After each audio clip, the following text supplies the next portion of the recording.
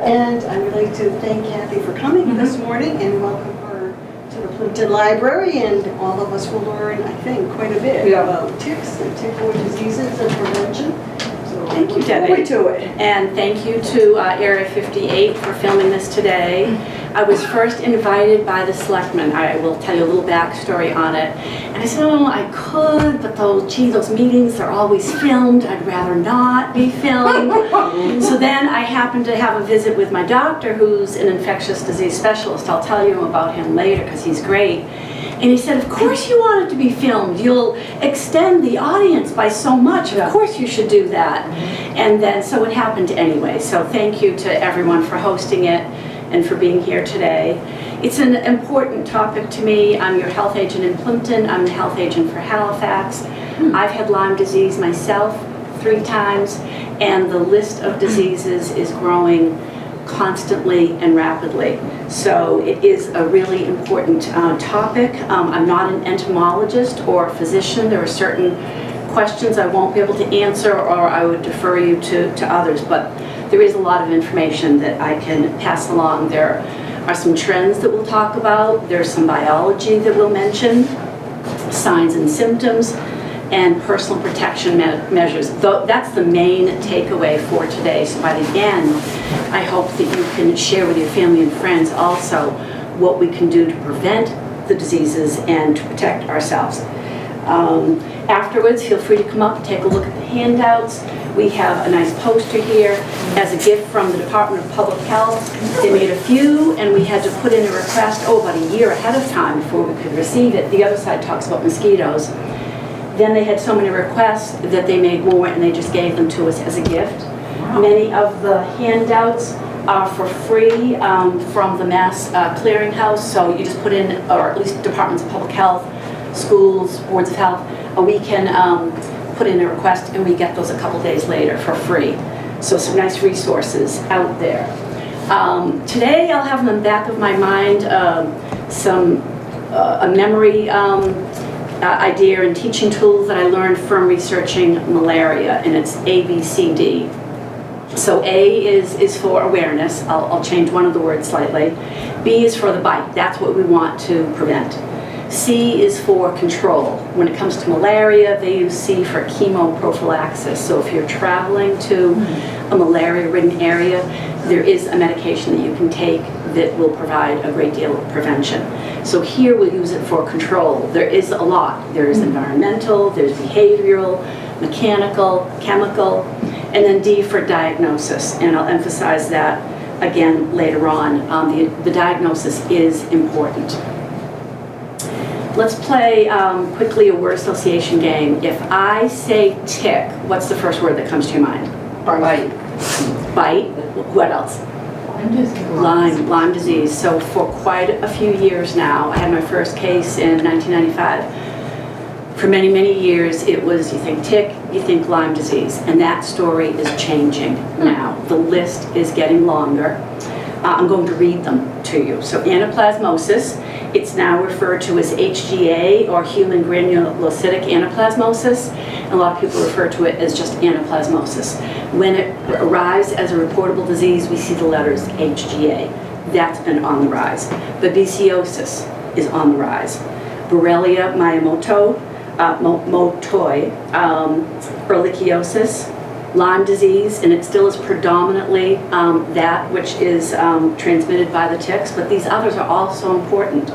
The Powassan disease, that's different because it's a virus.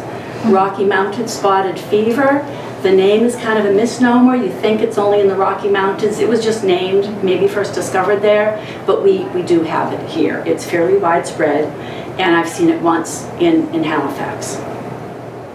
Starry Southern Tick-associated rash illness. It can be transmitted by the Lone Star tick. We'll talk a little bit more about that. And tularemia. Do you remember some years ago hearing about this strange disease with the landscapers on Martha's Vineyard and Nantucket? It was a very, very serious disease.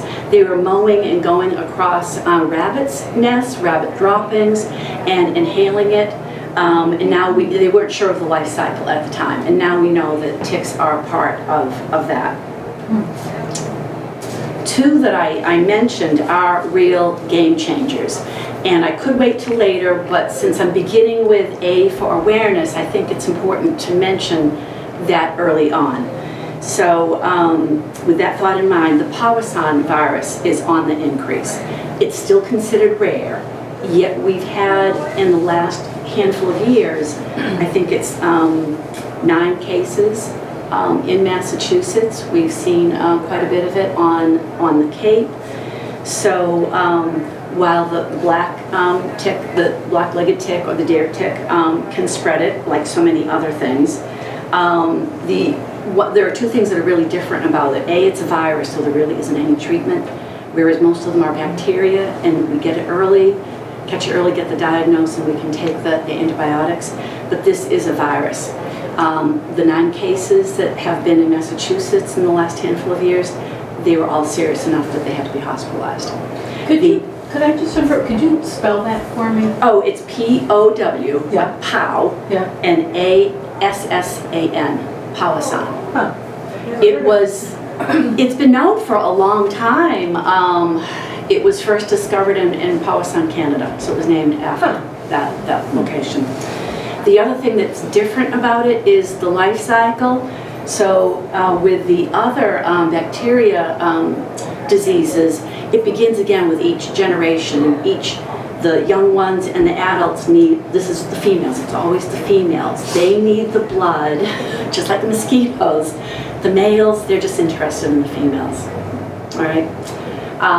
But the females, they need that blood meal for their eggs. So the young ones need a blood meal, and they go after the small mammals, and the adult ticks, they need a blood meal to go on and lay the eggs as an adult. What's different about the Powassan virus is that the young, it's in the eggs, and so they're born with it. So it's there from the get-go. So in the other case where each generation has to acquire it, that accounts for some irregularities. You know, did they bite an animal that already had saline disease or not? So there's some inconsistencies in the ticks, but with the Powassan, each cycle of new ones already has that virus. The Lone Star tick is the other game changer. It has been documented on the Cape. An entomologist, Larry Dapsis, won a grant. He's been studying that. It is easily identified because it's the only one with that dot on it, and it's the female that has that dot, and that's why it's called the Lone Star. It's different in the way it's built. It has a really big mouthpiece, so it can attach in 10 to 15 minutes. Whereas the other tick, it's on you for a while, it has a small mouthpiece, it takes a while to really get fully attached. And the bacterias, they live in the gut. And it takes a while, as tiny as that insect is, it takes a while. They still have similar anatomy to us. They have a gut, they have salivary glands. It takes a while for the bacteria to get to the saliva and then into our bloodstream. So it takes a while for it to transmit disease. But with the Lone Star tick, they move quickly, they have good eyesight, and they have this huge mouthpiece. So it attaches very quickly. Yes. How big are they? Can you see it? Oh, it's the same size. Yes, you can see it, but it's similar to the other ticks, and it has this nice identifiable dot. So I don't have, I should have brought a big picture of what it looks like. I mean, is it a pinhead size or is it the bigger? It'll still go through the stages, you know, where the small nymph and then an adult. So in size-wise, it's similar. But when you see a close-up picture of it, you'll see that the mouthpiece is much larger than the deer tick. So those are 2 game changers. The Lone Star tick, because of the way it behaves. Are they the nymph, the real tiny pin size? Yes. They're real small. So you really can't tell when you. I'm going to show you. We'll get to that in just a bit. I'm going to hand something out to you. The other thing I'd like to mention while we're talking about ticks and game changers is that, and I do have some tick ID cards from DPH. They didn't include the Lone Star tick. That's fairly new. So the tick ID card, I hope they'll make some new ones and include that. But the dog tick, So the tick ID card, I would hand them out when children would go through a tour of the town hall, and this was really important over the years because you learn to identify it. You'd think, oh, a deer tick, just, you know, even if a female attached to you instead of a dog, it wasn't carrying disease. And I'm no longer comfortable saying that. More dog ticks are carrying disease. It's still not as prevalent as the deer tick, but for instance, they can carry the Rocky Mountain spotted fever. So, and it's more prevalent in other parts of the country. So that's another thing you want to keep in mind is what we're talking about today is what we have around here. But when you travel or when you think of friends and relatives in other parts of the country, they have different ticks and different types of diseases. So you need to do your research before you travel, or if you have those friends and relatives that live in other parts of the country. How long have these diseases been around? I mean, why? I mean, did pilgrims encounter these tick-borne diseases? I'm not sure when the diseases began. I'm curious about that myself. But one of the reasons I'm pretty certain in terms of the spread of ticks and disease. So the disease might have been there, but there wasn't enough of the key factors, or some of the key factors, such as the deer, started off as prevalent. So the country, you said the pilgrims, so the country started off with tons of woods, Right. plentiful deer, rodents, and then pretty quickly the country changed so that when you look at maps, I wasn't prepared right now, but I knew the question would come up. It's here someplace. I knew the question would come up. Hold on just a sec. It's just a small map that I have. Here it is. Well, you're looking for that. I'd like to help answer her question a little bit. Okay. I read a book one time. I so wish I could remember the name of it. I read it in the 90s, and it was written by the woman from Lyme, Connecticut, that was responsible for them finding the disease. And her life was hell on earth, trying to determine what that was that bit her, and her whole family was affected. They ended up, she and the husband ended up divorcing.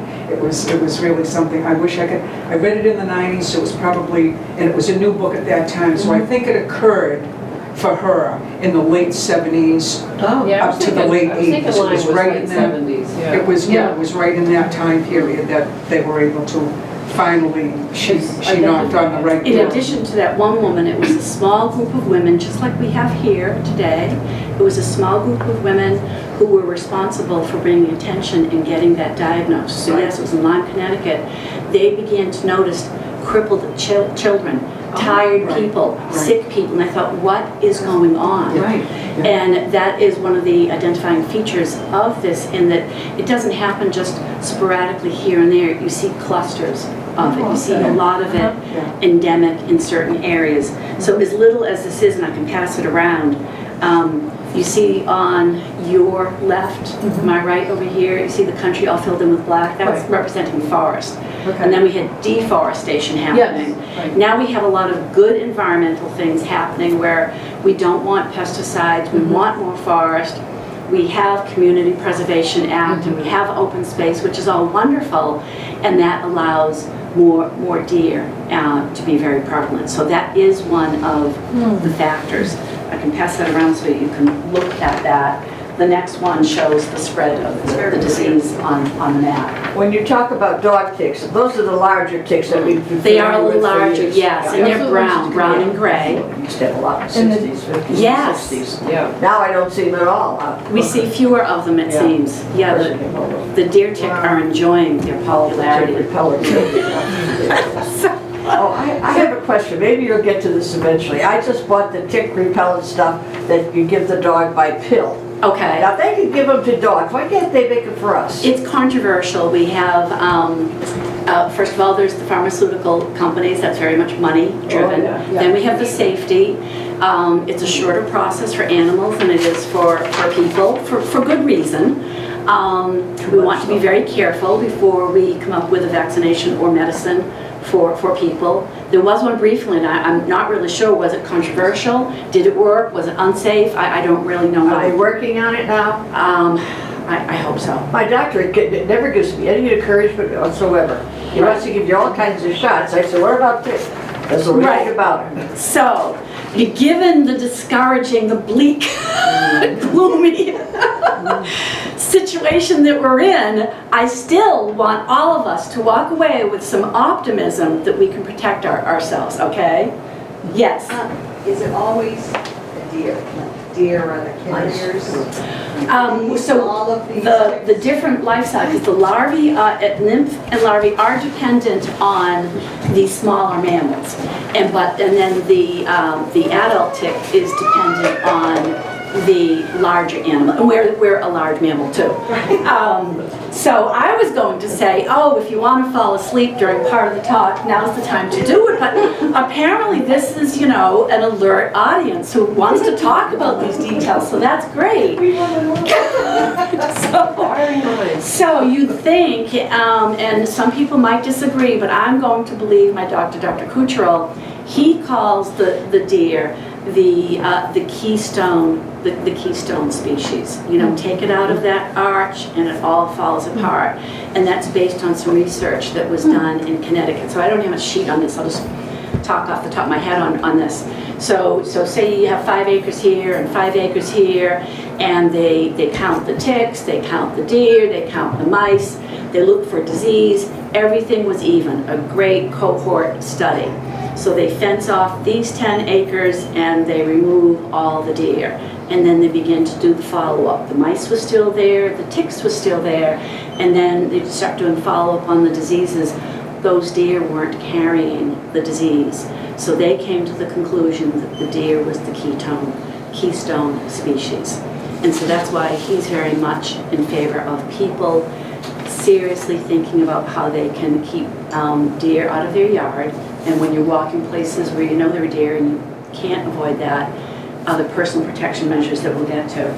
So each stage, that female tick needs that blood meal for the eggs. So we have the eggs, the larvae, the nymph. Spring and fall are the two main times. It's always ongoing. It takes a couple years, but they're always overlapping. It's always happening. They do live throughout the year. The winter does not kill them. Anytime above freezing, they will be active. They don't jump. They don't climb to the tops of trees. They, I'm kind of getting ahead of myself. Let's see. So let me back up a little bit and mention. Have you ever seen these? This is my PowerPoint. I do things like kindergarten style. Oh, yes. They're so cute, the white-footed mouse. And if you've ever seen one in person, they do climb trees. So if you look in tree holes, one might jump out at you, and they'll climb up into shrubbery, and they're really pretty attractive. Pretty cute, I think so. So it's the nymph ticks that are going after those small mammals, and to get an idea of just how small they are, I brought some poppy seeds. So first, pass them around. First I just dumped a bunch into a bag, and I realized it was too many. So put your hand underneath it and spread them out and get just a couple on your finger so that you can see how small they are. I first saw them many, many years ago. I had read about them, but I had never seen them. My cat came into the house, and you know how the hair is thin right on the edge of the ear? The sunlight was shining through the ears, and see like the pink of the ear. And because even on a cat, which isn't as thick as the hair on the dog, the ticks, these nymph ticks, were dots on the very edge of the ear of the cat. So you can, and they can spread disease. So that's why it's so difficult to spot them. Those are the actual ticks right there? No, those are just poppy seeds. Oh, okay. When we say they're the size of the poppy seeds. The poppy Well, seeds. there were 3 bags. I figured one was poppy seeds, one was a big tick, one was a little tick. Some of them are clumped Oh, together. okay. So that's why I say spread them out and get an idea of the size.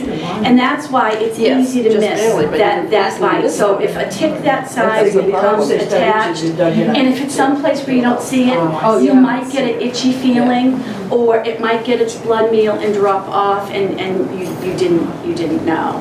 So it's pretty easy to miss at that point because they are so tiny. So then they're changing into the adult, and at that point the female again needs a blood meal. So we're in the stage right now in the spring where the larvae are after we're in between like nymph and larvae. So there's some out there that size, they're turning into the larvae, they're going to molt, and then as the summer goes on, they still can spread disease. They have disease in them. It's not like my scarf, black and white, cut and dry. It really isn't quite like that. So they can transmit disease all year round.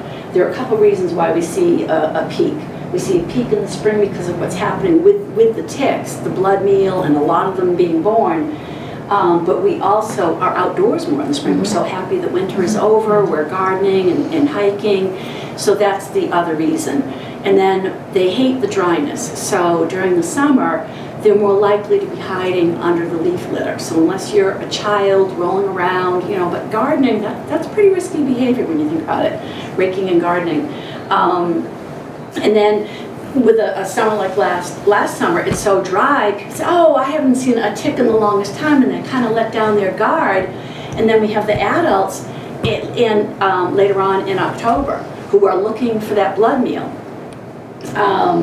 So at that point, going back to my PowerPoint, again, so cute, I know we think that they're precious, unless they're eating your plants. Deer-resistant plants. Do the ticks just go on animals that have white tails? Is that it? No. And you won't attract any more if you add a little white tail. So let's see. Do you know how they travel and how they get on animals and people?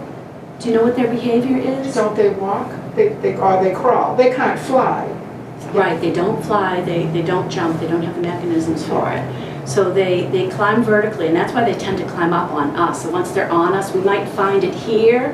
They'll stop whenever they find a convenient spot. Sometimes they go for like the dark spot, the more hidden spot, but they tend to climb vertically. But they only climb up 2 or 3 feet tall. And they have all these like little barbs on their front feet, so they're holding on with their back legs, and they just sit there patiently like this, and that's called questing. They're just patiently waiting for a dog or a deer or us with our jeans to walk by, and that's it. They hook on and they got a ride. Could they in fact be up on a tree in a leaf and the wind blow and you could end up No. with them in your hair? That can't happen. No, if Okay. you've got it on your head, they climb Wow. up. They climbed up there. You haven't checked carefully. Again, their feet are like barbs. They're hooked onto that plant, I see. and their front feet are waiting for something to walk by that they can get attached to. They release their hind leg. Yeah, they know what they're doing. Yeah. They don't really, but it's built in. So, questing, let's see. Here's a close-up. My printer isn't functioning properly. This is, and I'll pass these around. You know how tiny that mouse was. Oops, a mouse. You might possibly have seen a mouse in your house or garage. You know how tiny they are. Look at the Oh, God. the ticks on its ear. Yeah, so they love the mice, and we have some prevention measures coming up soon. Somebody in the audience knows about it. What? I already told them. Oh, I saw somebody are walking those the with nymph something. size? Yeah. The Is tiny there poppy a seed tick size? on it? I'm thinking it is because of the age, that's what they're known for, going after the small mammals, and how tiny it would be on the deer. That's where they stop. Yes. Same picture. Yes. I'm sorry to keep interrupting. Oh, that's cool, okay. The little, you see them on the ears. Okay, so the mice groom themselves, and I imagine other mice groom them too. So once the mouse swallows them, I'm sorry to ask, but do they come out viable after being? I don't know that they eat them. You know, like monkeys groom each other, Right. even they even Yeah. pretend that they found a flea and Yeah. do this, that's part of their grooming. That would be a great measure if they would nibble them off each other. I used to have guinea pigs and they loved nibbling Yeah. the ears. I don't know that they eat those ticks. I've never read that. Oh, okay. And I don't think that that happens. Oh, If they did, their stomach juices would digest the Oh, tick, okay. I'm pretty certain. But I don't think they do that. Yeah. And when we're in the shower, that's why the shower is only a partial protection measure. It mainly helps you to find one. If it's Right. loose, you're good, but if it's attached, you know, while washing, you might find it. But the shower, if it's already attached, it's not going to wash it off. Right. But that's a good question. That's worthy of me. Do they writing fall it off when down. they feed enough? Like Mm. dog ticks used to fall off when they got so big. Once they've had their blood meal and are engorged with that blood, right, they They will drop fall off. off. The Oh, dog yes. ticks will- So Yeah, do right, the when they mice mature into the also next stage. end up with anaplasmosis? It's funny, lungs they or don't something? get sick. No, the deer and the mice are not getting sick. They're carriers of it. Up in like New Hampshire, Maine, there's been a lot of talk about the moose calves dying. And they're so covered with ticks. They're not dying from disease. Anemia. They're dying because anemia. And they're so annoying to the calf that they're rubbing up and they're scraping off their fur and skin.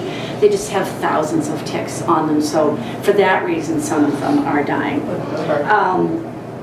I thought here I'd give you some numbers for Plympton and Halifax that I happen to have. I just got the numbers for Plympton yesterday. So we have public health nurses and all reportable diseases are reported online now. It's an electronic system. Years ago we would open up envelopes from the state lab, and one day I opened up an envelope and I said, "What? Rocky Mountain spotted fever? Only someone like my Dr. Kucherel would know that, even to even look for it and recognize the rash." And I opened up the rest of the paper and it was Dr. George Kucherel from Yes. But so now it's all reported electronically, and there's a list for what they have to report. And it's interesting though to see the details. So we have numbers for confirmed, and then we also have numbers for probable. And I want you to think about the comparison of the numbers of people we have in Plympton versus the number of people we have in Halifax. It's about what? A little under 3,000, a little under 8,000 over there? So for confirmed cases, but this is for the last couple of years, actually 3 years, 14, 15, and 16. Whereas the numbers, so I'd have to divide those by 3 actually. So we had in Plympton 9 confirmed cases of babesiosis, so 3 per year, or just to average it out. The HGA, 18 cases confirmed in Plympton alone. Lyme disease, 9. So that's a little unusual because we tend to see mostly Lyme and every once in a while the HGA and the babesiosis. So 36 in all, so about 12 per year of combined tick-borne diseases in Plympton. But in addition to that, there's a lot more going on that sometimes takes a little longer for the reports to come in. They had 1 suspect, HGA, 7 of Lyme probable, because there's experience that's needed in translating the bars that they have to read in the testing. It's not always a definite, so sometimes it's probable. And 71 cases of suspect Lyme cases. So I'd like to follow up with that with the public health nurses and the state lab and see whatever happened to those 71 cases. Did they ever join, you know, was more testing done? Sometimes the patient goes away too and says, "Oh, I feel better now, it's okay." What is the incidence of false positives being reported? Right. Do you have any data on that? No, but these are good tests. These are good tests, but that's a worthwhile question to ask with any kind of test. And again, and I'll stress it more again later. Okay. You want a good doctor who knows what they're doing, has experience with this. And I would need to help really give a good interpretation of what these numbers mean, so I can find out more on the testing. But you can see it's not. They call it probable, and then the follow-up is needed. So I know what you mean, I'm not exactly sure of the answer. We do have a good state lab, I do have confidence in them. I would need someone who specializes in biostatistics and epidemiology to come up with an incident rate. So they come up with a number per population, and then we can really compare the two towns, like cases per 100. So I would need some help with that, and I can get help. But you can see, just with the different populations, smaller town, you have a lot going on here. So you have definitely more woods, more horses, more enjoyment of nature, more deer than we do in Halifax. We have a lot of it in Halifax, but it's more highly populated. That's my guess, would be that. So we talked about the spring and fall, some peak times. I'd like to move on to what to do if you find a tick. If it's crawling on you, you're good. So if it's engorged, you can see how different it looks. It puffs up and it drops off at that point anyway. So, but when you find one just crawling on you, you can pick it off, and if you really don't want to put it back in nature, you can put it down the toilet or something if you want. But it didn't transmit any disease to you. Same with your pet. One of the good things to do, if you flush it down the toilet, Yeah. it may reemerge. Oh, I would wrap it in toilet paper. I keep what I call a tick board. I use an empty pill bottle, Yeah. and I put alcohol in it. And any ticks I find go in the tick board. So That way I too know they're keep a little jar, absolutely right? dead. Yeah. So if it's one that was attached to you, don't put it in alcohol. Put it in a Ziploc bag. You don't have to freeze it or anything. But if you want a little collection as an educational message, and you don't want to put it back in nature, yes, you can put it in some alcohol, and there's one less out there. So yeah, those little jelly jars that come with the Christmas gifts. That'll kill me. They're good for safety pins, buttons, and ticks. So you save it in a Ziploc, so you can have it tested. If you wanted it, right. And maybe you need to know whether it's. Right. Usually it's not, but it's not expensive, and it can be we had done. it Again, done, and it was water both won't positive. kill it. Aha. It And can the clean dog something dropped, on its almost way dropped down. dead. So we all were on the doctor's cycle. Right. And I will get to, what to do if you don't get a satisfactory answer from your physician. So for many years I said, if it's attached and you know it wasn't there yesterday, that's so reassuring it didn't have time to transmit disease, that it needs about 36 hours, maybe even a little bit longer. So that is true of the deer tick that we mostly see. But remember, I did mention that Lone Star tick that has this huge mouthpiece, and it can attach in about 15 minutes. And then, of course, there's the Powassan virus, which is still very rare, and you get very sick very quickly with that. We're not sure how long it takes the disease, just because it attaches very, very quickly. So I just can't be as completely reassuring as I have been over the years about the time period. On the whole, that's still the case, because on the whole, it's usually the deer tick. You can learn to easily recognize a deer tick. The Lone Star will have that dot. So if it's a black-legged tick, a deer tick, and you know you didn't have it yesterday, that still is the reassuring message. It didn't have time to transmit disease. Once you take it off, is it good to put a back tracer or something on it where you can pull it off? No, that's afterwards. So get in there with tweezers, Yeah. get in close to the skin, try to get the head of the tick off, just pull it straight out. In case the doctor wants to see it, just put it in a Ziploc bag and save it. The only time I've ever gone for help to get a tick out is because it was on such a spot, and I'll get to that. But after you pull it out, you Yeah. just put back tracer on it. Wash. On the bite. Same thing with like an animal bite. It's That's what I always a meant. good idea. Wash soap and water, and no harm in putting an antibiotic on that, bacitracin, something like that. Absolutely. You might have added a little bit of help just in time. Yes. If it's longer than the 48 hours, or you develop any symptoms, then it's time to call the doctor. There's no harm in making a call, but they'll ask the same question. Do you know when it became attached? And usually you can figure it out. You think back. Depends on your lifestyle and your habits. But if you know you were inside the house, whatever, reading, it was rainy day, you were reading inside the house, but the day before you took a walk, now you have a time frame to work with. And that's when you probably acquired it, and the doctor will ask those questions. Removal, we talked about that. Don't put it in alcohol. Also, if you're saving one, put in a little slip of paper or write on the bag the date that you found it and the date of the suspected time of the attachment, in case you forget.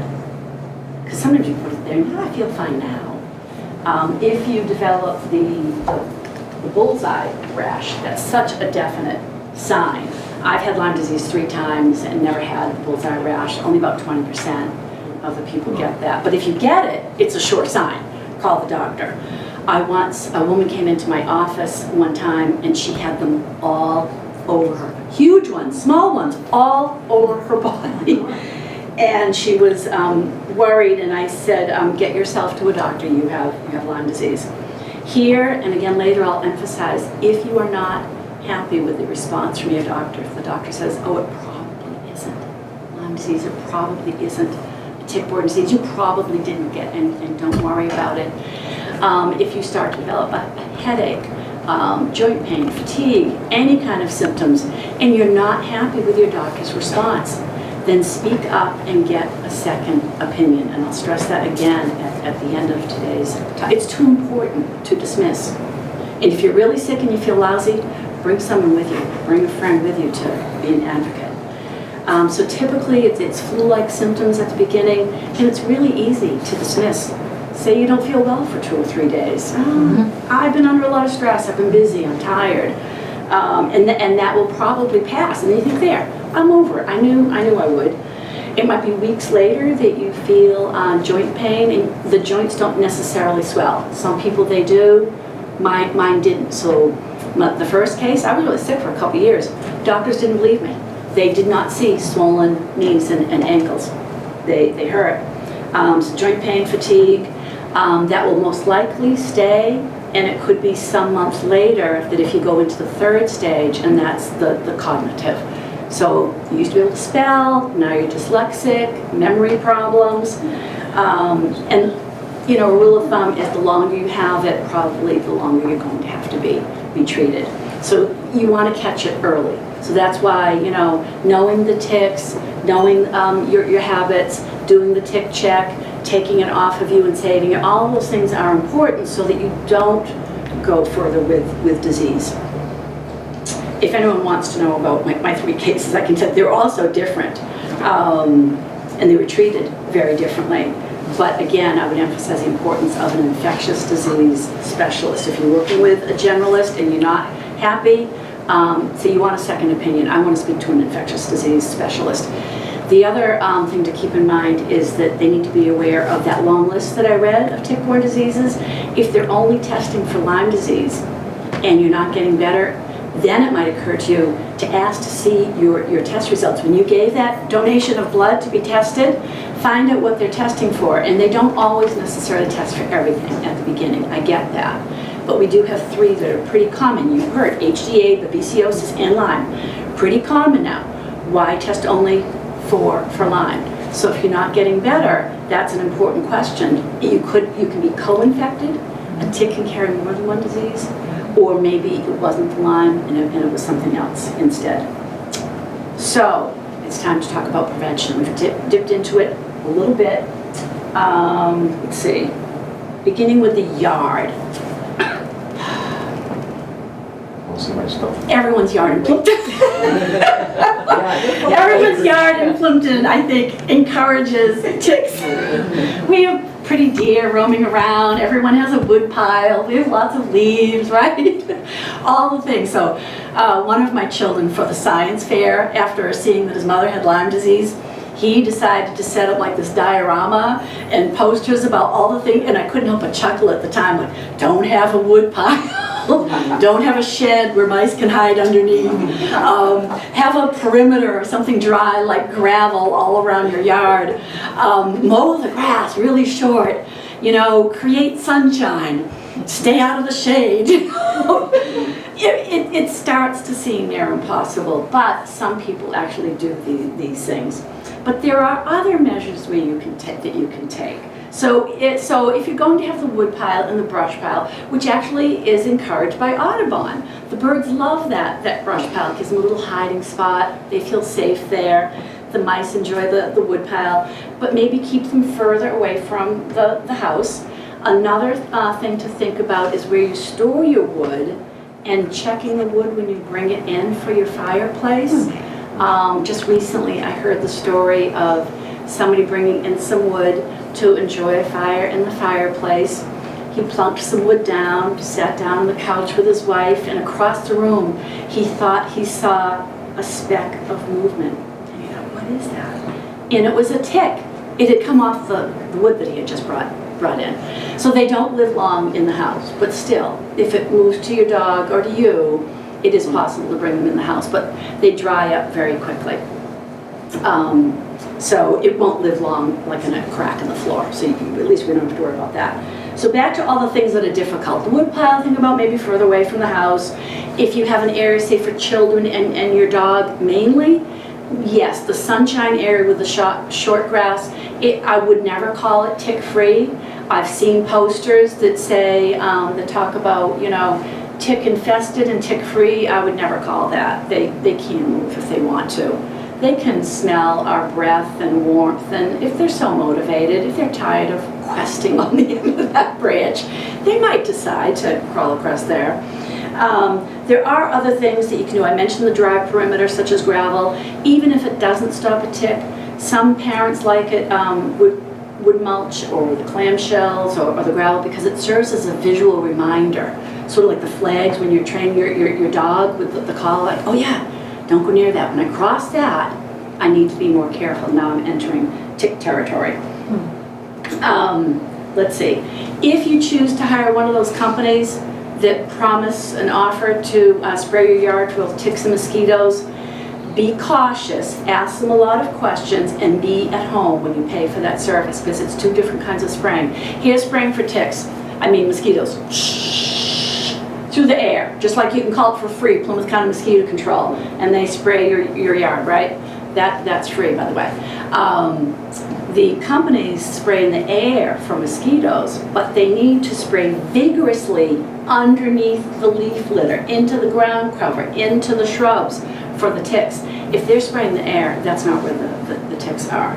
So ask some questions, and if you decide to go for it, for that perimeter spray for ticks, I'm not sure how long it lasts.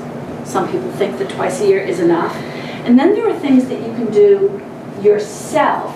So this is from the center of a commercial paper towel dispenser, so it's just sturdier than a toilet paper tube. And some people spend a lot of money buying tick tubes, but you can make them yourself. Who would be interested in learning more about tick tubes? Everyone? Everyone's interested in learning about tick tubes? All right.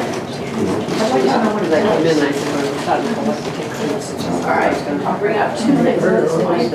I think I saw somebody walk in with this. Oh my God. So you can buy, it's usually in the camping section, it doesn't always look like this. This is a hand pump.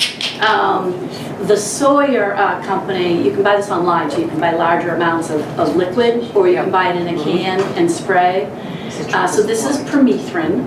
It's not intended for the skin like repellents, but it was developed decades ago for the military to use in malaria-ridden areas, and to this day it's still very, very important. They spray netting, sheeting, tents with it. So the military gave each person a whole outfit, shirt, pants, socks, and they would soak them in a bag with the liquid permethrin, hang it up to dry, and then it's good for at least 5 cold water washes. So I use this myself on things like jeans, socks, boots, work shirts. You hang it up to dry. And I first learned about this through Dr. Mather. He's a professor at the University of Rhode Island.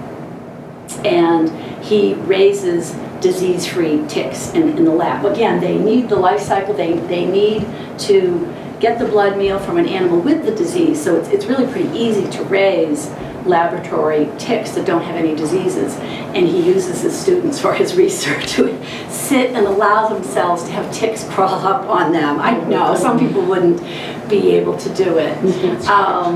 So he compares, repellents to the permethrin, and he now has added to his website, he even encourages in the summer when you aren't going to want to be wearing long pants, that he's still finding protection from sneakers, socks, shorts, shirts, protected with the permethrin. You can buy them, the permethrin infused clothing online. I think it's pretty expensive, but they last for more washes, or you can do it yourself at home.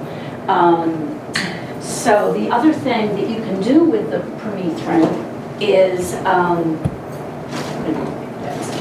you can, so these are gifts for 2 people in the audience. I'm not sure how I should choose them. Oh my goodness. So I asked for some donations of something more durable than cardboard tubing. So I just asked some friends in the electrical business to give me some little pieces of conduit, which I did. So cotton balls, twine that shreds apart. Mice love nesting materials. If you ever have one in your kitchen, one of the places they'll go for is the drawer where you keep pot holders. It has a little smell of food, and they'll chomp it up and use it to make a nest. And the other thing I put in there are the toes of some socks. I'm going to show you those pretty soon. So the ticks will, what you do is you get yourself some permethrin, spread it out, and why waste it? Spread out the twine, the little bits of cotton, the cotton balls, spread them out on something that you want to spray, like jeans, work gloves, and spray it, soak it with the permethrin, let them sit there for a while and dry, put them in a tube, and you place these at either around your yard as a perimeter, or near a place where you suspect there probably would be a lot of mice, near that wood pile, underneath the shed. And then you can make more. What do you think? Pass them around. Decide amongst yourselves who would like a tip tube to bring home. Remember, there's no permethrin on them. There's no permethrin on them. Is this the same Anybody stuff? got Yes. It's not a spray. but So, I didn't read it. We have Right, to so dilute as it. long- That as has long to as be you see- diluted in a spray bottle. Right, so as long as you see the word permethrin. Oh, it says. And in a pinch, I used to keep in the back of my car when I was at a perk test, a can of Raid, but they have so many different kinds of Raid now, and everyone has a different chemical. I don't know what they are, but they used to say That's the permethrin. stuff. And as long as I wasn't spraying it on my skin, jeans and boots, I would keep that. So, but now I can do this. So we dilute that, put it in a spray bottle. Yes. And then make these Yes, with the cotton. right. So, Right. the kind of land I have, I need 100 of those. Yes. If you forget them, you don't have You need a whole a bunch of bunch of pipes laying around. Right. We're gonna put it, we're They just also starting make this the year, we cotton read so about you can it spray a this. couple Yes. weeks ago, so we've been Right. collecting. Right. So if you Haven't know done it the yet. commercial paper towel dispensers, that's where the sturdy one came from. Probably real heavy roll. Yes, Yeah. yes, if you know The somebody. last So one. these are just to Yeah, we have a couple of wood ticks piles from that got the chicken an coop. area, like you put in. Permethrin kills the ticks. It doesn't just repel them. So the ticks are always enticed by nesting Because that's when materials. the mice. So, and they love tubes. And for So they nesting go, materials. ooh, something soft, Yeah. I'm going to Mice. bring this home to my nest. Yeah, because it's And, easy. you know, Yeah. the picture I showed you with all the ticks, the ticks begin to die. So they bring the soft nesting materials home to their nest, and it kills Like the the ticks shrubs on the around the babies, houses. on the adults, in the nest. Would Yeah. get in Yeah. there because they like. So it kills the They like ticks. cover So it's actually Yeah, they like to be in the helpful to cover. the So- mice. Yes, it's helpful to us, One of and the- mainly are helping us, Giving them because away, the mice can, so it can break up the generation of who's carrying the disease. Right. Right, the next tick that comes along, maybe that litter of mice didn't have the disease. So it can help to break up the cycle, but apparently not as much as the deer. Where am I? You can also spray your While I'm clothes. talking about the, when I would add deer fencing, if it's possible, to keep them out. So not everyone wants to do it, can afford it, and it has to be high enough so they can't jump over it. And then I always think of my sister up in Maine who put up some deer fencing. She was trying to keep them out of her garden, and she kept seeing the hoof prints and the droppings and the eaten vegetables, and she assumed She thought, I'll just keep making the fence higher. And she assumed that they were jumping over it, and then one day she looked out and there's this deer crawling underneath the lower portion. So you gotta go low and you gotta go high. So does that mean that you need mouse fencing too? Like which one does it, where did No, that it wouldn't come be from? cute mouse fencing. Yeah, with mouse houses and mouse fencing. You could make it work for both. But the Yeah. point is, do more ticks come from deer than they do from mice on the woodpile? Like, because we don't get a lot of deer.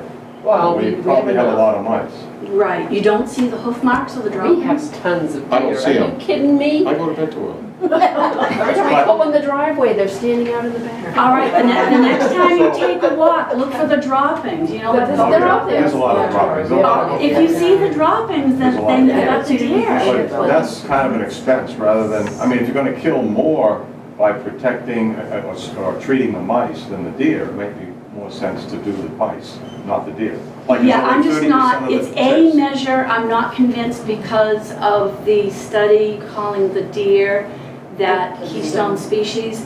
It's Oh, I a didn't get that measure. part, I can be late. Okay, Yeah. I'm not as convinced that we can treat enough mice out there in the world that the deer aren't contracting it. And the deer are the large mammal that the adult is feeding on. And we have tons and tons of deer. So do the deer get it from the mice? I guess I don't No, understand the no, evolution. the tick is both passing it on and getting it, and it's already in the deer population. They don't get sick from it.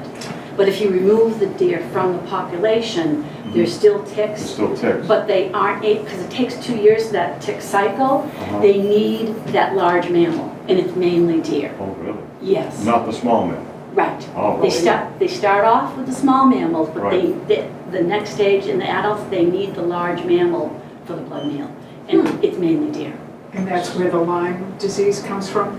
Like they get it from something on the deer? In the deer, yes. In the deer. Yes. So you can't get sick, a disease, from a mouse that's on you, that gets on you and drops a little tick? Sure you could. The mouse is a carrier too. If he was already on a deer, you could. I Right? thought it was the other way around. They go on the mice first and then they find the adult, big mammal. Well, they And that- they all transmit disease, but Oh, they in all- order to complete its life cycle and go on to laying eggs, the adult, it needs the blood meal from the large mammal, which is almost completely with the deer. Sometimes it's a dog, sometimes it's us. So the tick tubes are gonna just help control the population. That's not gonna eliminate it. Okay.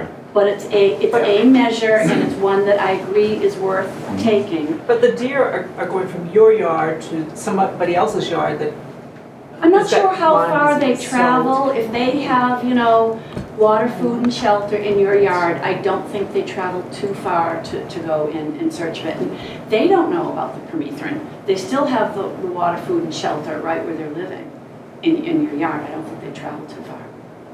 The deer. The mice. This is getting confusing. It I'm is. still not clear on. As long as we're not talking about the deer mouse. It's like the miniature worm, with the luck. But But don't even go there. I know, Don't but even bring up another you have to thing. have one before the next thing, So if you had a bunch of mice in your woodpile and you were laying down in your woodpile cutting the wood and you got some of those little baby The mice, nymphs. Yeah. nymphs on you, Yeah, that can give you one of yes, the diseases. Yes. Okay, yes, that answers your question. yes. And, Don't confuse me. You get it from either the deer or the mice. right, exactly. Okay. Both Before life stages. I go further, I wanted, yes, Yes. What I bought some tick repellent, I have off, deep woods off from mosquitoes and things, but I have that, this says tick repellent. I've noticed that some Kansas start to say that. And I use that, I spray my clothes before I go out in the woods every Okay. day. I'm skeptical as to what Mosquitoes don't like research has proven, but again, remember the words. Anything that ends in side kills, so that's why we have I'll have to read what the pesticide. ingredients All right, are. pesticide, and repellent is just a repellent. So they're saying tick repellent, and maybe it repels it a little bit, or maybe they'll keep crawling, but it's not killing it. So it's a personal choice. If you want nothing to do with pesticides, use the repellents and use every other measure we can. So I want to talk about when you go out walking, the measures that you need to be taking. Who thinks I have a good or not so good outfit on today for taking a walk in the woods. So why is it not good? Well, my socks are black, my pants are dark. No, me, what I'm wearing. You need white socks and you need light pants. All right, all right. Well, You need shoes that are more closed. and how about my pants? Your pants are okay. Good. They're kind of okay, why? White. Because they're light. Because they're light. To look down. But what else is on the pants? Black lines.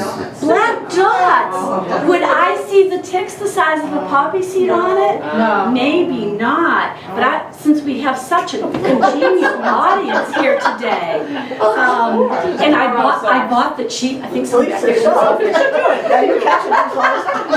Oh, that was. Oh, you got one. We have a nice man down there, isn't Now there? they'd be skeptical about asking. Yeah, have some socks. Making conscious. I always wear black socks. So you put these on your My arms? white socks. Oh, open them up. This is mine are kind of dirty. So I bought the cheap ones. I have to apologize. They're probably going to fit children, really slender people. You get what you pay for. So these are the men's tube socks. I went to go to a perm test one day. The machines weren't ready. The holes weren't dug. And I saw this big field full of practically, hip-high grass. And they weren't ready, so I said, I'll be right back. I went to Walmart, bought some men's tube socks, asked if they would please lend me some scissors. I cut the toe off, put them over my pants and boots, so you look extra geeky. Yes, you can put your socks over your pants, but I just put them all the way up to here, and then they act as sort of, what were those things Scrooge McDuck wore? The gator. Yeah. No, the They're sort of like spats. gators, the Yeah. spats, thank you. Yeah, they're sort of like spats and gators combined. But I wanted that extra protection because these weren't prepared. And then I bought a can of Raid that was pure permethrin and sprayed the socks and jeans and boots with it. And then I walked into the meadow. So in the tick tubes, I made use of the little pieces of cotton that were left because it'll shred and the mice will like that too.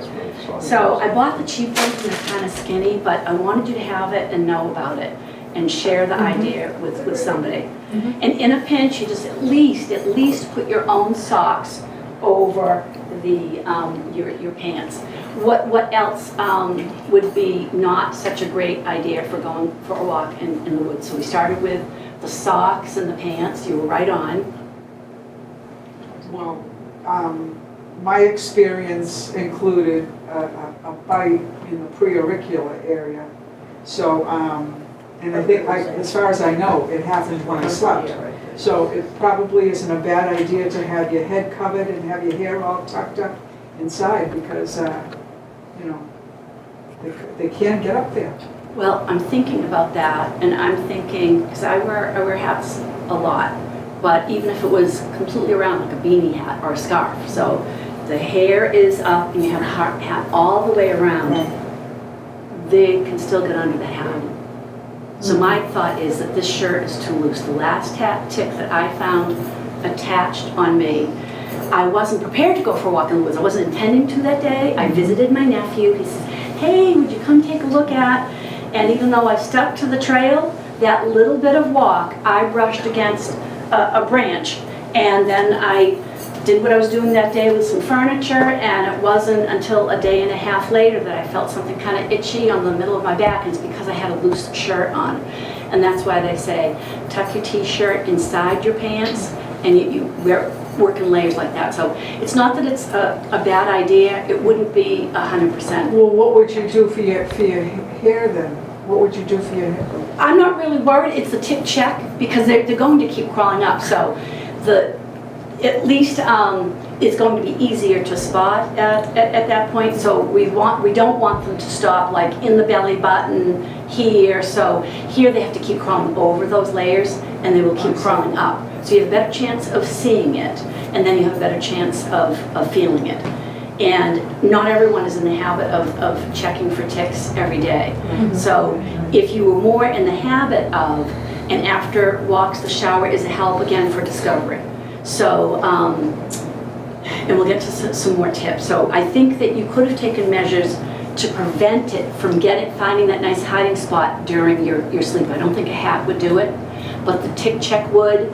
You can, bend over and shake your hair, look for them that way. I was once a counselor, my first summer after college. I was the counselor for the little kids in the cabin, and I'd have everyone sit on this. No one was concerned about tick-borne diseases. We just didn't like ticks. And we would have them sit on the edge of the bunk bed and brush their hair, and ticks would fall on the floor. Couldn't believe it. So that the shower, the tick check, and have somebody help you doing that tick check. Well, sometimes people live alone. Yes, right, you're right. that is really So hard. not everyone has the luxury of having help going all the way around through the whole family. You're absolutely right. So you can learn to, you've gone out for a walk, you're going to take that scarf or hat off, comb your hair, and what I want you to do with your jacket and your scarf, the outerwear, I want you to put those things right in the dryer. So while those are killing ticks in the dryer, even if you want to wash them, put them in the dryer first, because the wash won't kill them. How long do you want them in the dryer? I'm told that on the whole, there was a young student here in Massachusetts who, it's like a science fair project. She proved 10 or 15 minutes on high. People had been saying like an hour. And then there are other people say a little bit longer if it's an item that can't be kept on high, put it in longer. But this female high school student showed 10 or 15 minutes on high was enough. You should check your animals too, right? Coming in? Yes, absolutely. Even if you treated them, they can still carry Bring them them in. Right. So the tick check, you just want to learn to go around and do that yourself. So put the clothing in the dryer, take a look in the mirror. If you think you have a new freckle, and if you're not sure, if you think you have a new freckle and it feels a little funny, that's the time to call over a friend and ask them to look at it. Yeah. But yeah, go around and check, for them yourself before you go to bed. They can feel, when you're doing like that, it reminds you, they can feel like a little scab. And like if you've been working outside, you would think, oh, I scratched myself there, I have a little scab. And that's actually a tick. Yeah, Yes. Exactly. Yes. Yeah. Where am I? We talked about repellents, we talked about some of the measures. Let me see if I missed any. We were getting into the behaviors, the tick check, dry your clothes, shower isn't a guarantee, but it's a help for discovery. We talked about repellents, and if you don't use them, the pesticides and repellents, then all the more care for you. You have to be out there on the walk. I'm going to pass around some pictures of an ID card, and then you'll see to the left and right some actual ticks underneath the Scotch tape. So I'd like to do a little recap. One is if you have developed symptoms and you've sought treatment, but you still have symptoms and they're not going away, you need to seek further treatment, another opinion, and that's really, really important. Don't give in and just let that time go. Will your doctor recommend a second opinion place or what? You don't need your doctor to recommend a second opinion. I know, but how do you find them? That's my question. Oh, right. Say you want another opinion from an infectious disease specialist. Okay. And if that doctor takes offense to that, is defensive, then I think you need another doctor anyway. You need a doctor who isn't offended by that, an informed patient who wants to take care of herself. And it's the infectious disease specialist who knows how to read these tests. Is that what's that? An epidemiologist. Epidemiologist? They study diseases. No, I'm trying to get But an the infectious glasses. disease specialist. Are there some around this area? Yes, and I recommend, every hospital will have one, but I love my doctor, Dr. George Cottrell. He's up in Weymouth, right across the street from South Shore Hospital. He's intelligent, humorous, he never gives up on you. When he closes that door to meet you, you swear you're his only patient. Is he an infectious disease specialist? He is an infectious disease specialist. I kept him as my primary care physician ever since my first case because I was in the third stage by then.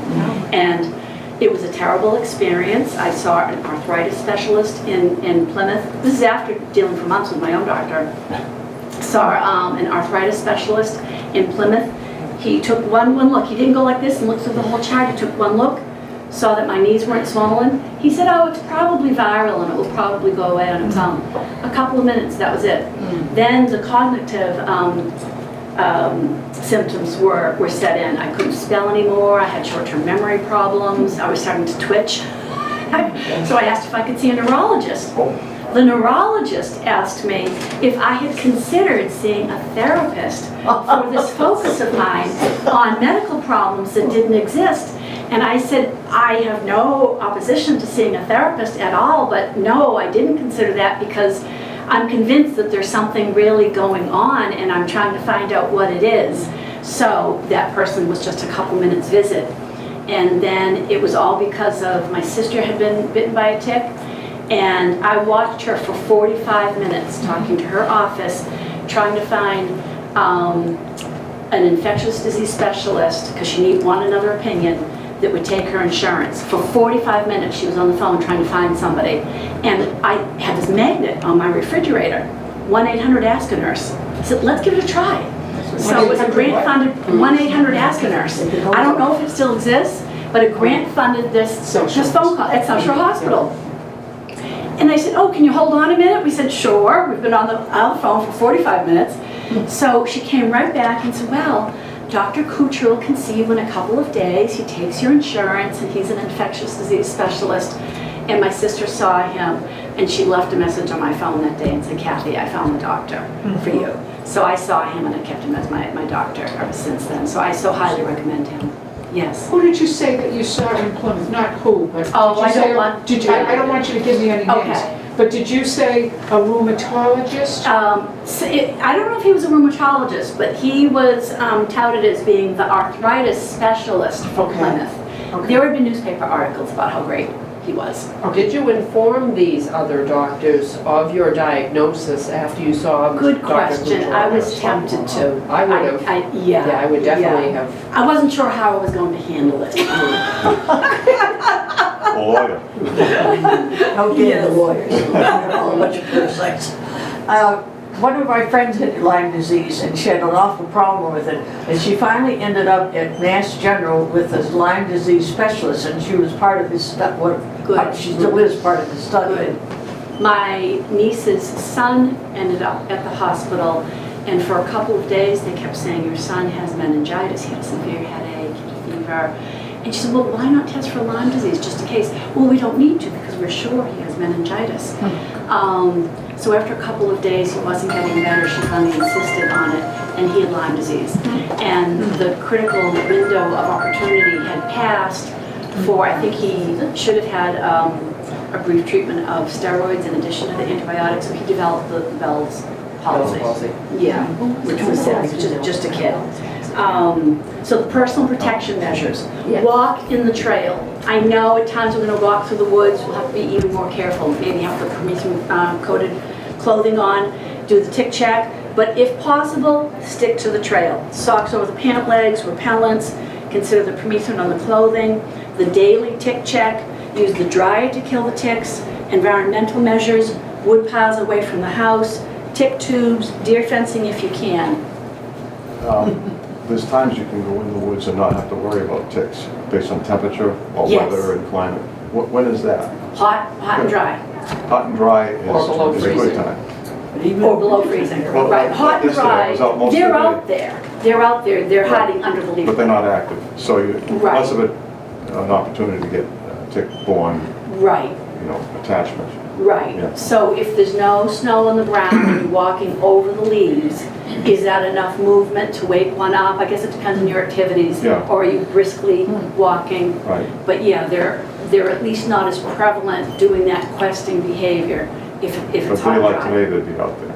Oh, this is gonna be a good spring, Oh. see if the drought returns, but yeah. I've been told that guinea hens heat the ticks, is that right? Yeah, that's right. Have fun watching guinea hens. They're beautiful with adorable feathers, but there's no way they can completely prevent you. No. I know somebody who ordered up a bunch of guinea hens and thought that, They're on one of the islands, Nantucket or oh, something. in Nantucket and Martha's Vineyard Yeah, is, they have a you lot of know, problems. ridden with this, right? And then she developed Lyme disease But and the realized guinea that hens aren't gonna get weren't rid going of to them, be a no. complete protection They for probably her. help. So do all the Yeah, above. yeah. Yeah, Right, that's it. do all the We above. top a dozen of them all the time. Right. Yeah, we keep, For that yeah, we reason. keep it. I had that Right. for a while, came from across the street. Just went out and got one of those Lord Bumbledrook of the jungle hats with the mosquito net and everything. I ended up with cellulitis from it. Oh, yeah. Then that was how I came to find that it was in fact, Lyme disease. Uh-huh. I mean, it was a pretty bad experience. Remember that show about the two doctors on Long Island? I can't remember the name of it. Catering to the wealthy Oh, yeah. on Right, Long yeah. Island, and there would be this mystery disease. Right. So one was like the salesperson, and the Yeah. other one was the real doctor. It was an Yeah. interesting show. So there was this football star player, young guy, who became very, very ill, and it was a mystery illness. And so he kept asking questions, where he'd been, what had he been doing. And while rolling around on the ground playing football, he ended up with a deer tick in his ear. So all the more, the illness was very, very serious because of where it was. Mystery solved because of the Long Island doctor. So any other questions? Yeah, is there something, you talk about the deer being the keystone factor there in the spread of these tick-borne diseases. Is there something in the works for, a tick repellent collar that the deer can wear? Or, same thing as that Seresto for your dog. Is there anything like that they're working on? There is, but it hasn't proven good results yet. So capturing them all to put collars on, I'm not sure if that would be very feasible. Right. Out in other parts of the country where there's a lot of wild roaming dogs, the Rocky Mountain Spotted Fever was becoming such a problem, that can be a very serious disease, that there's a program for putting collars on these wild dogs. And that's helped for that. Yeah. There is some research, and some more well-to-do towns ordered this up. It's so picture like big paint rollers, and they're covered in permethrin, and then there's a corn crib over here, and the only way the deer can get to the corn, which they love, and even the ones with antlers, they have to turn their head Yeah. to get in, and by the time they've turned their head, they've passed several of these rollers, and in essence doing Right. what you were talking about, they're coating the Coating it. animal with the permethrin. Yeah. Sometimes they were vandalized, sometimes we were treating bears, because the bears wanted the corn too. But the follow-up research, I was so excited when I first heard about this, but the follow-up research wasn't very effective, and I don't know why. We didn't get to enough deer, I'm not sure. But it's fairly expensive maintaining it, building it, maintaining it, and all of that. But the end result wasn't worthwhile. So Yeah. we're not there yet. I think my guess would be is something along the lines of what we did for dropping the vaccine bait for the raccoons Right. to fight rabies. Right. If we could come up with a vaccine that we could put in pellets, Right. that would be safe for wildlife and vaccinate the deer, I Right. can see going that route. Yeah. I can't tell. People would buy that. Yeah. Well, now, I'm hoping that they're working on the human vaccine, because I know the dog vaccine is reasonably effective. Right. And I know that the human trials for a number of years ago fell through and didn't Right. work. But I would think that they're, The process is always so much longer. yeah, And we need to get pharmaceutical companies interested in it. I mean, the numbers are there for sick people Oh, yeah. throughout the country. It needs more recognition, it really does, because Yeah. some people are walking around undiagnosed, some with chronic, effects. So it is worth it, but there's always the money factor, and we need to, lobby for it. And it needs to be safe. And there's a great anti-vax, trend going on. So that's part of the battle also.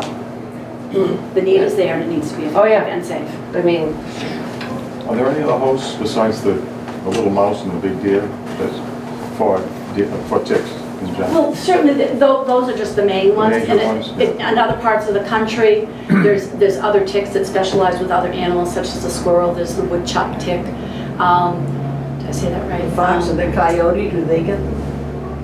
Do they? I would think that they, yeah. Dogs do.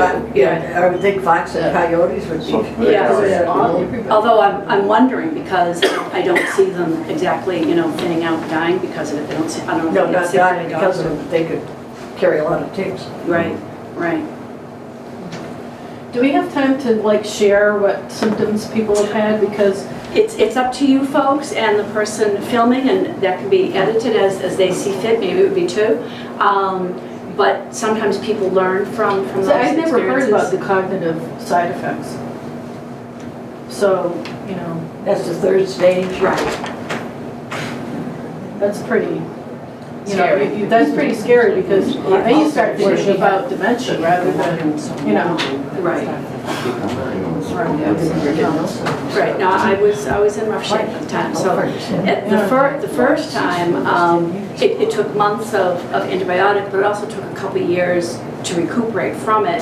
And I consider myself fortunate because some people don't recover as well from that. Right. Then after a couple of years, I planned a trip with two of my daughters and my sister. And at the time, let's see if I can do this right. Is this side the East Coast for you? Over there. Right, so we had the tick-borne diseases, mainly Lyme disease, in New England. And at the time, around 1999, 2000, the country was pretty free of it, except for Northern California. I didn't know that. I got on a plane and went over to San Francisco, and it was as though I was wearing a bite me sign in tick language. So I wear a skirt and sandals and socks. I wanted to see the redwoods. It was a beautiful day, and we go through this trail, quiet, beautiful redwoods, and I plunk myself down with my family in this meadow where we meet a couple people from Silver Lake Regional School District.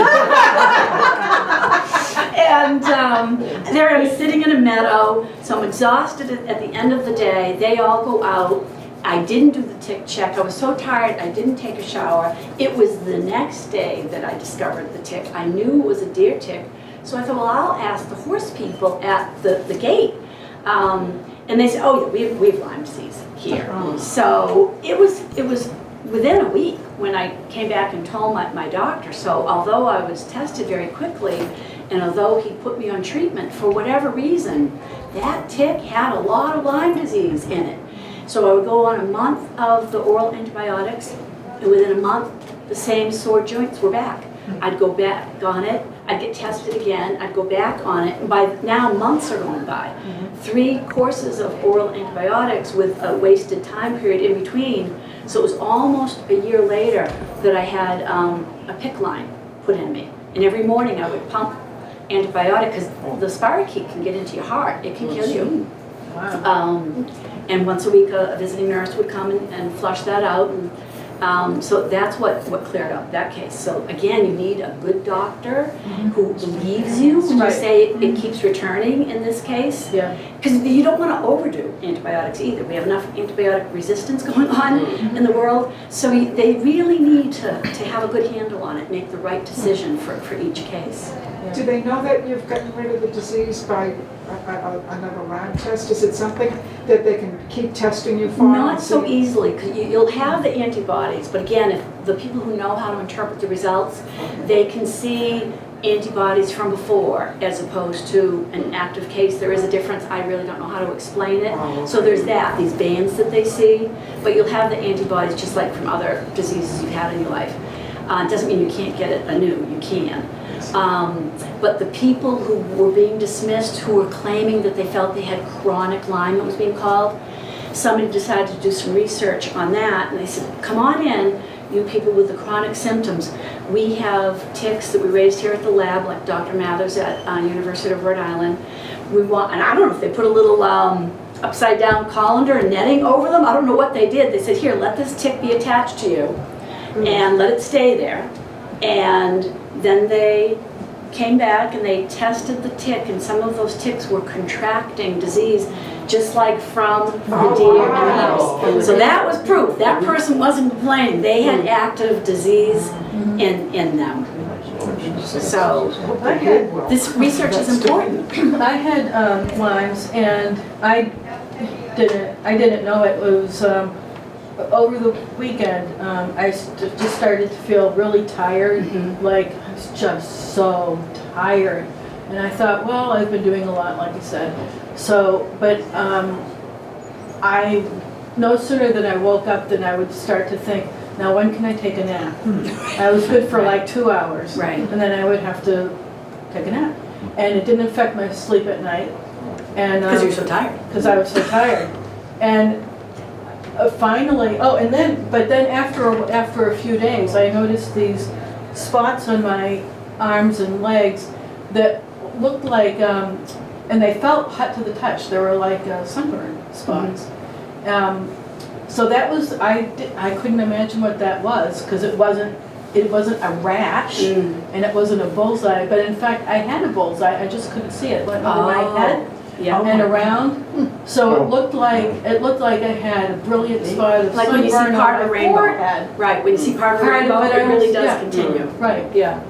Yeah, so fortunately, I actually did present to the person who saw me, the healthcare professional, as typical, but I didn't know I was typical. It didn't look typical to me. Right, and you got What there you were early expected, enough. yeah. Yeah, And in a way, a good thing for the rash. Because otherwise, it's easy to dismiss. Right. yeah, exactly. And you might feel better for a while. Yeah. Right. Yeah, I never had the rash. Anybody else have symptoms of? I just had the size of a quarter redness. And sometimes In the that's center, just a that's where the reaction. tick was. So I Yeah, pulled sometimes it. that's like an allergic reaction. Right, it wasn't a Your body ring. doesn't really, yeah. But was I Almost like a infected at cigarette that will point? Would that be enough time to infect me? Because I don't think it was on there that long, but it made a red mark. Right, So I the pulled red it mark off. can happen most of the time because it's very irritating to your body. So Yeah. that's more like a localized allergic reaction, Right. not necessarily disease in your bloodstream. So typically that 36-hour window of time is important. If you know you didn't have it Yeah, yesterday. it wasn't the night before. Yeah. It was there the Okay. next night. Yeah, But then I saw, sure I had it, but then I let time go by and everything was fine. So right. probably took So a chance. most doctors hearing the time frame, hearing the story, wouldn't do anything. If they're uncertain and it was a little bit longer and uncertain, sometimes they'll give you 1 pill of doxycycline as a like a Yeah, I've prophylactic done that measure. twice with my doctor. Once or She's twice? like, I just have to call her, and she says, okay, I'll call in the doxy for you. Yeah, Because she said 80% of the, if you have a deer tick bite you, 80% of those deer ticks are carrying Lyme or some other tick-borne. right. Yeah, so she said, I don't have to see the tick, we're not even bothering testing anymore because so many of the But ticks are then you're carrying. taking all these Yeah. antibiotics that you shouldn't have. So Yeah. on that note, there were a couple of things that I wanted to check on for today's talk, and I went to Dr. Catherine Brown. She's our state epidemiologist. She's our state vet. And that was one of the points that she did clarify, that some doctors she's aware are still giving 2 doses of doxycycline. She felt that the trend was that 1 was enough and that Yeah, more mine is doctors 1. needed to go with 1. Yeah. In other words, if you take a tick off, you should call your doctor and get that Doxycycline. Document when you found it. Yeah. So say I found it April 8th and think back to yesterday. If you know you didn't have it yesterday, there's no harm in calling your doctor, but it didn't have enough time. So to he trans- would give you anything. Probably not if you know you didn't have it yesterday. If you're uncertain and it might have been a little bit longer, save the tick in a Ziploc bag, note the date, and give them a call. And they might in fact give you 1 dose of doxycycline just in case. One other thing, about several years ago, it was at Christmas time, I got a big round infection on my midriff, and it was sore, but it was just a big, it looked like an abscess or something. And I went to the emergency room, and there was a tick, but they weren't alarmed about Lyme disease or anything, they just put me on antibiotic, and I never Right. got anything from it. But can ticks get you infected that badly? Yes. Even though it isn't Lyme disease? Well, you probably did, but they treated you with antibiotics both because you had an infection, and it sounds like they didn't test you. No. They said, we're going to get you covered, by treating Yeah. with antibiotics. Yeah. So you don't know what you might have had in addition to the reaction. They just gave the antibiotics just in case. Well, plus you Right. had an infection from the Right, bite yeah. itself. Even a dog tick can bite you and Sure. give you a localized infection Right. just from the bite. Oh, Right. okay. Yeah. So you don't really know Mm. if you also had a tick-borne disease. You Right. might have. Just, at Christmas time, who's gonna get a tick? Yeah, really. That's Well, what- that's I'm for glad- I'm December, glad you're it's so better. mild, Yes, you they gotta- have. Yeah. I've taken 2 off, February, I take the ticks off. Any time of the year. Yeah. Any time of the year, any time above freezing. So I hope you gained some new knowledge, some takeaways that you can share with your friends and family, ways to protect yourself. Thank Great. you. Thank you so much.